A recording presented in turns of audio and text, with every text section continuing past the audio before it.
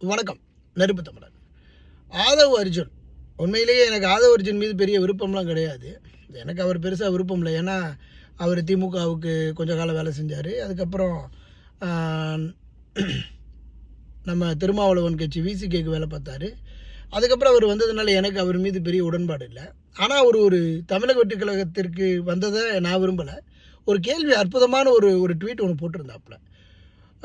நேபாளத்தில் மாதிரி ஒரு போர்க்களமாக மாறணுமா, இல்லை ஈழத்தில் மாதிரி ஒரு இனப்படுகொலை நடந்துக்கிட்டு இருக்குதா, என்ன நீங்கள் அடுத்த வர தலைமுறையை எப்படி தூண்டிக்கிட்டு இருக்கிறீங்க, இது நாட்டிற்கு நல்லதல்ல, இது ஒரு பெரிய தீவிரவாதத்தை உருவாக்குறீங்க என்பதை கருத்தில் கொண்டு ஒரு ட்வீட் போட்டிருந்தார்.